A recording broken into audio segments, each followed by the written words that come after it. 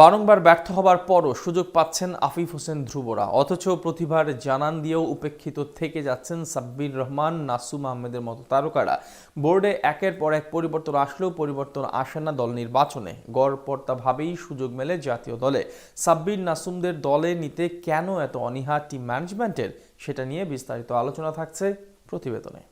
সাব্বির রহমানের মতো তারকাদের কবে সুযোগ দেবে বিসিবি? জাতীয় দলের তারকা ব্যাটাররা ম্যাচের পর ম্যাচে ব্যর্থ হলেও ঠিকই সুযোগ পাচ্ছেন প্রতি সিরিজেই। অন্যদিকে সাব্বিরের মতো ব্যাটারকে থাকতে হচ্ছে উপেক্ষিত। প্রতিবারই সাব্বিরকে দলে দেখতে পাওয়ার স্বপ্ন বুকে বেঁধে থাকে তার ভক্ত সমর্থকরা, আর প্রতিবারই তাদের সেই স্বপ্ন চুরমার করে ফেলে জাতীয় দলের নির্বাচকরা। তবে কি সাব্বিরের দিন ফুরিয়েই গেছে? ক্যারিয়ারের রীতিতে কি তবে দেখেই ফেলেছেন টাইগার এই হার্ড হিটার ব্যাটার?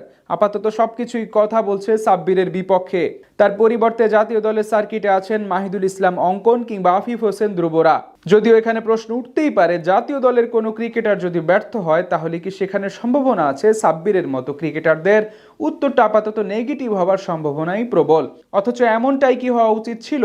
সাব্বিরের মতো প্রতিভাকে এভাবে দিনের পর দিন দলের বাইরে রেখে নিজেদের ক্ষতিটাই বাড়াচ্ছে টাইগার টিম ম্যানেজমেন্ট। কেননা মুশফিক মাহমুদুল্লাহর বিদায়ের পর সাব্বিরই হতে পারতেন মাঝের ওভারে টাইগারদের কাণ্ডারি, কিন্তু সেটা আর হলো কই? এই দুই অভিজ্ঞ ব্যাটারের বিদায়ের পর টাইগার মিডল অর্ডারে যে অভাব সৃষ্টি হয়েছে সেটা কোনোভাবেই পূরণ করতে পারছে না টিম ম্যানেজমেন্ট। কখনো মাহিদুল ইসলাম অঙ্কন, আবার কখনো সুযোগ দেয়া হচ্ছে আফিফ হোসেন ধ্রুবকে।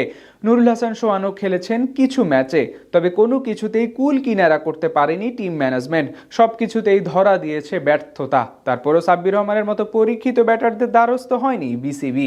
উপেক্ষিত থেকেই দিন পার করতে হয়েছে এই হার্ড হিটার ব্যাটারকে।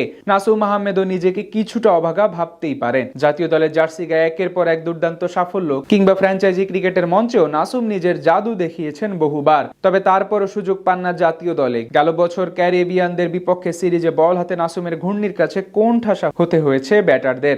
অথচ দারুণ বোলিং সত্ত্বেও পরের সিরিজেই তাকে রাখা হয় স্কোয়াডের বাইরে। এবার আবারও নিউজিল্যান্ডের বিপক্ষে মাঠে নামার আগে নাসুমকে বাদ দিয়ে স্কোয়াড সাজিয়েছে টাইগাররা। অর্থাৎ ভালো পারফর্ম করেও তাকেও থাকতে হচ্ছে একাদশের বাইরে। এখন প্রশ্ন হচ্ছে, কেন নির্দিষ্ট একটা দল নিয়ে কেন এত পরিকল্পনা সাজাচ্ছে নির্বাচকরা? মূলত আগামী বিশ্বকাপকে কেন্দ্র করেই এত আয়োজন টাইগারদের। দক্ষিণ আফ্রিকায় খেলতে যাওয়ার আগে নির্দিষ্ট একটি দল বানানোই টাইগারদের মূল পরিকল্পনা। আর এই কারণে স্কোয়াড সাজাতে গিয়ে খুব একটা এক্সপেরিমেন্টের পক্ষে না হাবিবুল বাশার সুমনের নির্বাচক প্যানেল। যার ফলে পাকিস্তানের বিপক্ষে যে স্কোয়াড নিয়ে খেলেছিল লাল সবুজের, সেই একই স্কোয়াড রাখা হয়েছে নিউজিল্যান্ডের জন্য। তাই তো ভালো পারফরমেন্স করেও সাব্বির, নাসুমের মতো তারকারা রয়েছে উপেক্ষিত। তবে যেহেতু বিশ্বকাপের আগে এখনো খেলোয়াড়দের পরখ করার সুযোগ রয়েছে নির্বাচকদের সামনে, তাই এখনো আশায় বুক বেঁধে আছে সাব্বির, নাসুমের ভক্ত সমর্থকেরা।